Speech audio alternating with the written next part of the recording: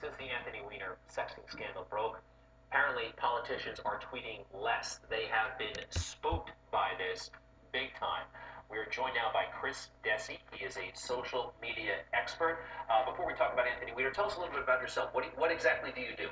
Well, Drive Action Digital is a social media consulting marketing agency. We work with large brands and individuals, and we help them engage appropriately within social media and within the digital spaces. And people are tweeting less as a result of Anthony Weiner? You know, I think you saw an immediate drop down within government Twitter accounts, but I really hope not. I hope people aren't so scared off by this. It's sort of like the one bad apple spoils the entire bunch, because the nature of Twitter really is to share information and to have open conversations, so that there's this seeming aspect of, if somebody sees an individual talking to somebody who they deem important in a room at a cocktail party, they want to know who that person is. Gee, what's that conversation that's happening right now?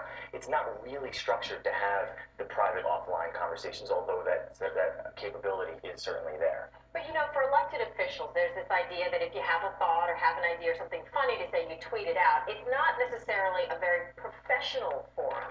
Well, it can be, however. I agree. It can get a little bit silly and a little bit casual. What I think the politicians are missing, and I hope this is the takeaway from this entire scandal, is that they can leverage Twitter as a very powerful listening tool. And when we consult with our brands, we also offer that advice. When you see the conversations that are happening, you could search on keywords on Twitter, and you could put your ear to the ground.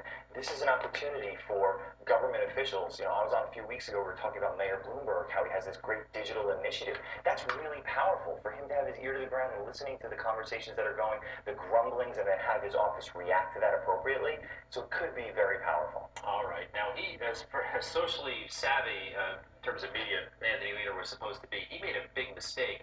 Technically, he thought he was sending a direct message to one person. He sent it to 40,000 people. Correct. Not so savvy. Not so savvy.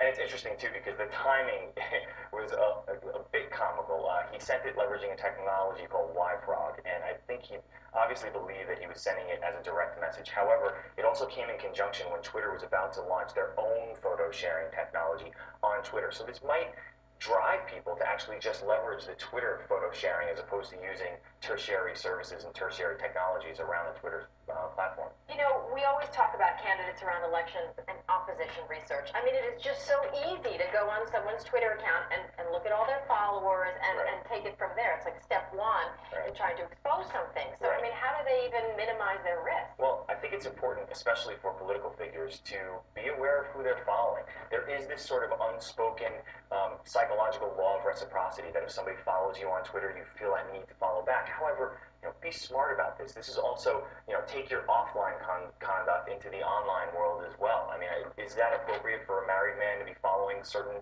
young ladies on Twitter? I don't think so. Right. I'm tweeting.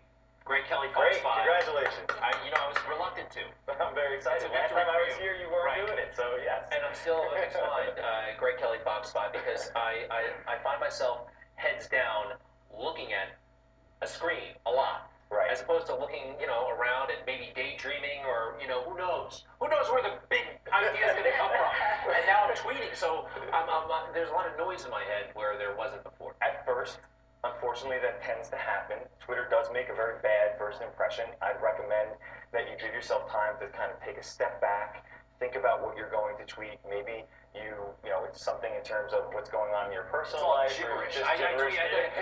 Observations about donuts, the honeymooners, reruns. It's okay, that's interesting. Everybody wants to know that. They're interested in that. On television like Greg, but an elected official, I mean, totally different story. But that's an interesting point, okay? So now you're a personality that you're in people's kitchens every morning having breakfast with them, and they feel like you're part of the family. That might not be necessarily appropriate. Make me all nervous. Stop that. Hey, Mr. Dessi, tweeting from here. Dessi, the name of your firm again is what? Drive Action Digital. Drive Action Digital. Cool. All right, Dessi, thanks again for joining us. And Greg's going to tell us all about his donut tweet. Now I'm dying to know what you have to say about donuts. It was last week. It's something like I like donuts. It's not even more profound than that. I don't know what to say. Don't feel pressured. It will come to you. I know what you mean.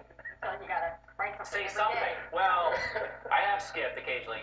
Coming up on Good Day New York, Ray Kelly, Fox 5, if you're curious. Yeah. All right, so we're going to talk Hi, about... are you on Twitter? I am not. You're not on Twitter? I don't have time. I mean, I just... Can we find you on Facebook, perhaps? Yeah, but I think I'm going to shut that down, too. Okay, This is all freaking me out, I have to be honest.